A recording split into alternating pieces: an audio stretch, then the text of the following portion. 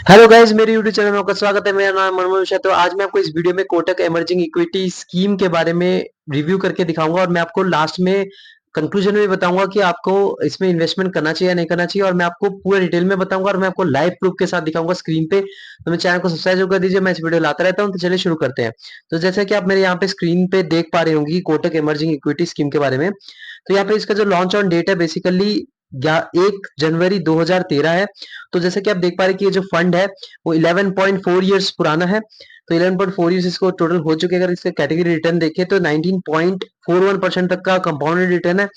हाँ, लेकिन अगर आप इस फंड का रिटर्न देखें तो 21.77% तक का रिटर्न। तो इसने अपने कैटेगरी को करीब करीब 2% से बीट कर रखा है, जो कि बहुत ही अच्छा खासा रिटर्न है, आप देख पा रहे हैं। और मान लीजिए आपने 1000 रुपए तक का इन्वेस्टमेंट किया होता कंटिन्यूसली 10 साल तक, कंटिन्यूसली हर महीने अगर आपने 1000 रुपए एसआईपी किया होता तो आपका जो टोटल अमाउंट डिपॉजिट होता है वो 1,20,000 रुपीज, और आपका 1,20,000 रुपीज कन्वर्ट हो जाता है 4,93,000 रुपीज में। मतलब करीब करीब आपका पैसा जो है वो 5 गुना हो जाता है। तो आप देख पा रहे हैं कि मतलब 5 गुना तो नहीं था, 4.5 गुना आप मान सकते हैं। तो आप देख पा रहे हैं कि बहुत ही अच्छा खासा रिटर्न दे रखा है। अगर मान लीजिए आपने ये फंड में ना इन्वेस्टमेंट करके आपने गोल्ड पे किया होता, आपने 1,000 रुपए हर हर महीने एसआईपी किया होता कंटिन्यूसली 10 साल तक, तो आपका जो डिपॉजिट होता है वो 1,20,000 रुपीज, और 1,20,000 रुपीज कन्वर्ट हो जाता 1,98,000 रुपीज में, मतलब 2 लाख में, मतलब ऑलमोस्ट डबल हो जाता। डबल नहीं होता लेकिन ऑलमोस्ट, उसमें से भी 40,000 रुपीज कम है। अगर डबल होने के लिए 40,000 रुपीज चाहिए था। अब देखते हैं एफडी पे। तो एफडी में आपका डिपॉजिट जो होता है वो 1.2 लाख रुपीज, और 1.2 लाख रुपीज आपका कन्वर्ट हो जाता है 1,74,000 रुपीज। मतलब आप देख पा रहे हैं बहुत ही बड़ा डिफरेंस है। तभी आप कहते हैं कि इन्वेस्टमेंट करना क्यों जरूरी है, क्योंकि आपका पैसा जो है वो ग्रो कर सकता है। आप देख पा रहे कंपाउंडेड पावर, कंपाउंडिंग पावर और टाइम फ्रेम पावर, मतलब 10 साल का जो टाइम फ्रेम है उसकी पावर आप देख पा रहे होंगे। अब रिटर्न वर्सेस कैटेगरी की बात करें तो रिटर्न एवोव एवरेज है। डेफिनेटली मैं आपको बता रहा हूँ मिड कैप कैटेगरी में अगर आपका 20% के ऊपर रिटर्न आ रहा है तो डेफिनेटली एवोव एवरेज ही माना जाएगा रिटर्न। और अगर आप रिस्क की बात करें तो रिस्क इसमें एवरेज है, कोई ज्यादा रिस्क नहीं है कि कम रिस्क नहीं है। और मैं जब वो रिस्क एवरेज बता रहा हूँ तो as compare to other mid cap category, मतलब अदर मिड कैप फंड्स, तो अब ये मत सोचिए कि यार ये एवरेज है, मतलब अभी जो क्या नाम है लार्ज कैप फंड है वो भी लगभग एवरेज होता है। तो ऐसी बात नहीं होता। आप अगर इक्विटी में इन्वेस्टमेंट कर रहे हैं आपका डेफिनेटली उसमें रिस्क रहता है। यहाँ पे मिड कैप फंड है तो रिस्क तो रहेगा, लेकिन as compare to other mid cap fund ये एवरेज रिस्क लेके चलता है। अब इसमें मान लीजिए आपने इन्वेस्टमेंट करना चाहते थे तो मिनिमम एसआईपी 100 रुपीज से कर सकते हैं। और मान लीजिए आप अगर लमसम करना चाहते हैं तो लमसम भी कर सकते हैं। आपको वन टाइम पेमेंट 100 रुपीज से कर सकते हैं। अब उसके बाद मान लीजिए इसमें जो लॉक इन पीरियड है वो लॉक इन पीरियड कुछ भी नहीं है। आपने यहाँ पे इन्वेस्टमेंट करा, कभी भी पैसे आप इसमें सेल करके मतलब एग्जिट मार सकते हैं। और ईवीएम की बात करें एसेट अंडर मैनेजमेंट, तो आप देख पा रहे हैं यहाँ पे जो एसेट अंडर मैनेजमेंट है वो 42,699 करोड़, जो कि बहुत ही मैसिव मतलब एयूएम है। एयूएम बेसिकली होता क्या है कि इसमें कितना, मतलब जो मिड कैप कैटेगरी इस पर्टिकुलर फंड में कितना लोग कितने करोड़ रुपीस इन्वेस्टेड है। तो आप देख पा रहे हैं यहाँ पे 42,699 करोड़ रुपीस तक का इन्वेस्टमेंट हो रखा है इस फंड में। तो एयूएम साइज बहुत बहुत ज्यादा बड़ा है। मैंने आपको हर एक वीडियो में बता रखा है जो एयूएम साइज में प्रॉब्लम क्या आता है कि मतलब इंपैक्ट ज्यादा नहीं पड़ता लेकिन थोड़ा बहुत बढ़ता है। जैसे मान लीजिए आपका एम साइज ज्यादा हो जाता है तो इसमें क्या होता है फंड मैनेजर को मैनेजमेंट करनी बड़ी दिक्कत हो जाती है। तो आपने जैसे एग्जांपल ले लीजिए Nippon India small cap fund, उसमें 48,000 करोड़ तक हो चुका है। तो उसमें क्या होता है कि जो फंड मैनेजर है बीच में एसआईपी ही जारी रख पाते हैं और बोलते हैं कि यार लमसम बंद करवा दो, क्योंकि मैनेजमेंट में थोड़ी दिक्कत आ जाती है। लेकिन अगर आपका एम साइज कम भी होता है वो भी दिक्कत है, क्योंकि होता क्या है कि यार ये फंड जो है वो नया एस्टेब्लिश फंड नहीं है, उसमें लोग ज्यादा इन्वेस्टेड नहीं है, थोड़ा भरोसा करना दिक्कत आ जाता है। लेकिन यहाँ पे जो देखिए मैं आपको जो ऑप्टिमम बात करूं तो 10,000 करोड़ रुपीज से लेकर 30,000 करोड़ रुपीज तक का अच्छा खासा ईवीएम साइज माना जाता है। लेकिन यहाँ पे आप देखिए 42,699 करोड़, देखिए ईवीएम साइज इतना ज्यादा इंपैक्ट नहीं पड़ता। ये आप थोड़ा एक साइड, मतलब थोड़ा छोटा मोटा इंपैक्ट आप मान सकते हैं अगर फंड मैनेजर उसको मैनेजमेंट कर लेता है। अगर ज्यादा ईवीएम साइज रहता है तो उसमें कोई दिक्कत नहीं आती है। तो मैं इसको एक अच्छा खासा मानता हूँ इस फंड को ईवीएम साइज के हिसाब से। एक्सपेंस रेशियो की बात करें तो 0.38% है। मैं आपको बता रहा हूँ 0.38% बहुत ही कम है और बहुत ही अच्छा खासा है। देखिए एक्सपेंस रेशियो बेसिकली होता क्या है कि आपके जो फंड मैनेजर है वो दिमाग लगा के आपका इन्वेस्टमेंट कर रहे हैं और आपको रिटर्न दिलवा रहे हैं, तो उनको तो कुछ हिस्सा चाहिए ना, मतलब उनको कुछ हिस्सा तो देना चाहिए। अब वो एज ए फीस, तो ये जो फंड है, ये जो परसेंटेज आप देखो 0.38% वो एक्चुअली उनके फीस है। तो मैं आपको हर एक वीडियो में हर एक जब रिव्यू कर रखा है तो उसमें मैंने आपको बता रखा है कि जो 1% से नीचे एक्सपेंस रेशियो होना बहुत ज़रूरी होता है, क्योंकि लॉन्ग रन में 1% बहुत ही बड़ा मतलब मार्जिन हो जाता है, लाखों और करोड़ों रुपए का डिफरेंसेस आ जाता है। तो यहाँ पे 0.38% ठीक-ठाक अच्छा खासा है, मतलब ठीक-ठाक नहीं, बहुत ही अच्छा खासा एक्सपेंस रेशियो है। टैक्स इन्फॉर्मेशन की बात करें, अगर मान लीजिए आपने 1 साल पहले एग्जिट मार लिया इसको सेल करके, तो आपको 15% तक प्रॉफिट पे टैक्स देना पड़ेगा अगर आप इंडियन टैक्स रेजिम में आते हैं। अगर मान लीजिए आपने 1 साल तक होल्ड करा, 1 साल के बाद आपने सेल करा, तो 10% तक आपको क्या नाम है अपने प्रॉफिट पे टैक्स देना पड़ेगा अगर आप इंडियन टैक्स रेजिम में आते हैं तो। और मान लीजिए आपने 1 साल के अंदर ही सेल कर दिया, आपको 1% तक एग्जिट लोड देना पड़ेगा। अगर मान लीजिए आपने 1 साल के बाद सेल करा, तो आपको एग्जिट लोड कुछ देने की जरूरत नहीं, आपको 0% एग्जिट लोड लगेगा। मार्केट कैपिटल की बात करें तो मिड कैप में इसका जो एलोकेशन है वो 70.95% तक का एलोकेशन है, मतलब अच्छा खासा कैपिटल है, तो 71 ही आप मान सकते हैं।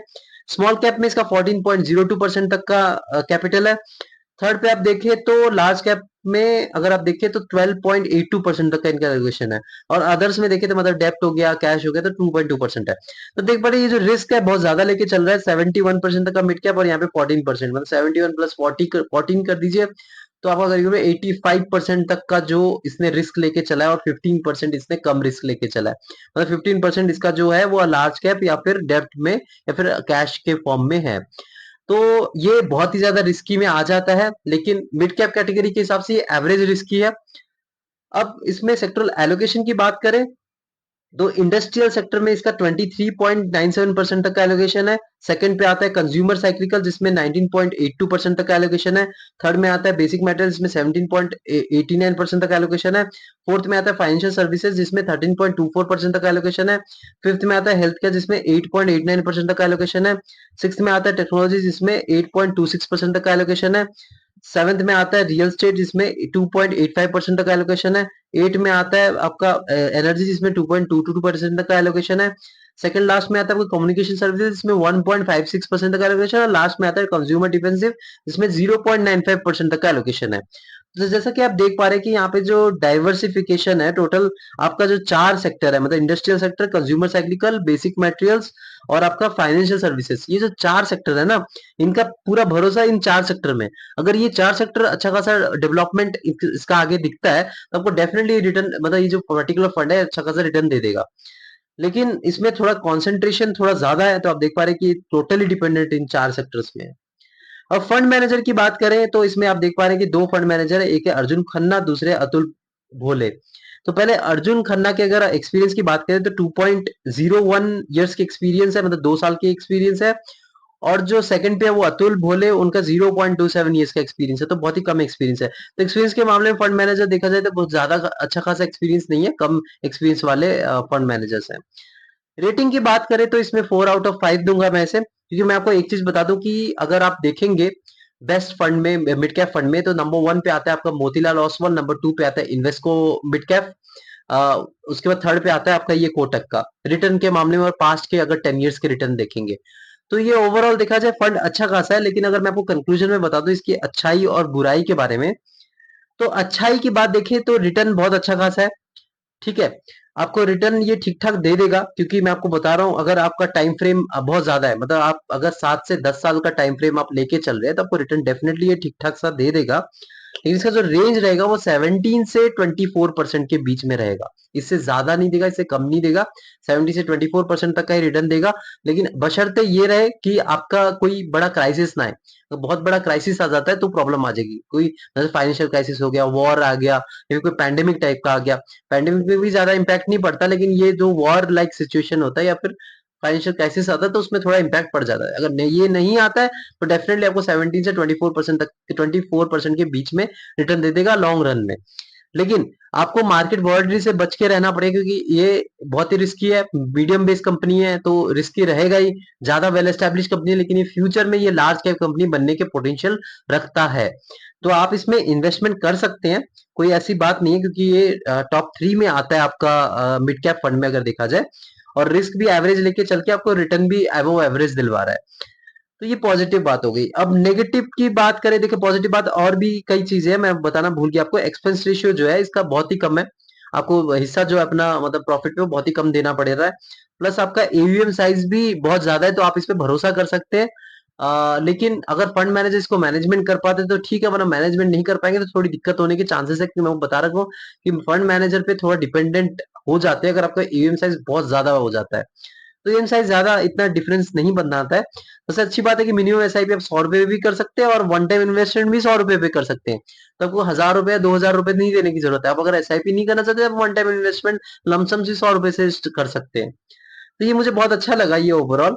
बुराइयां अगर इसकी बात करें तो देखिए यहाँ पे जो इसमें मिड कैप इन्होंने 71% लिया, 71%। फिर स्मॉल कैप में भी इन्होंने 14% ले लिया। मतलब रिस्क तो ऑलरेडी इन्होंने 71% ले रखा है, प्लस स्मॉल कैप में भी आप 14% ले रहे हैं, मतलब रिस्क पे भी और ज्यादा थोड़ा रिस्क ले रहे हैं। लार्ज कैप में इन्होंने थोड़ा कम कर दिया, 13% तक करा। तो ये जो चीज है, तो थोड़ा मुझे ये लगा अगर लार्ज कैप में थोड़ा ज्यादा ले लेते थोड़ा सा और कम रिस्क हो जाता। लेकिन फिर भी देखा जाए तो मिड कैप कैटेगरी है, तो मिड कैप डेफिनेटली देखा जाए तो आपको मतलब रिस्क तो लेना ही पड़ेगा इसमें। तो मेरा ओवरऑल अगर देखिए तो नेगेटिव यही बस थोड़ा सा रहा कि मतलब मार्केट कैपिटल में थोड़ा सा रिस्क ले रखा है और सेक्टरल एलोकेशन में थोड़ा सा कंसंट्रेशन ज्यादा है। ये 4 सेक्टर में थोड़ा और डाइवर्सिफिकेशन होने हो सकता था, लेकिन उन्होंने नहीं किया है। वो भी चलो ठीक है, लेकिन इसीलिए मैंने इसको 4/5 दे रखा है। और जो फंड मैनेजर की एक्सपीरियंस भी कम है, तो ये थोड़े से नेगेटिव पॉइंट आ जाते हैं। लेकिन फिर भी अगर इसका पास रिटर्न देखें और इसका जो एलोकेशन देखें वो ठीक ठाक सा है। आप इसमें इन्वेस्टमेंट, लेकिन सारा पैसा मत लगाइए। आप इसमें से थोड़ा सा अपने जैसे 10,000 रुपए तब कुछ इन्वेस्टमेंट कर सकते हैं। और लेकिन मैं आपको बता रहा हूँ मिड कैप फंड है, तो आप थोड़ा और रिसर्च करके कर सकते हैं अपने हिसाब से। ये नहीं कि मैंने आपको बता दिया तो आप इसमें इन्वेस्टमेंट कर दे, लेकिन ये ठीक ठाक सा फंड है, इतना बुरा भी नहीं है। तो मेरे चैनल को सब्सक्राइब जरूर कर दीजिएगा, मैं ऐसे वीडियो लाता रहता हूँ। Thank you.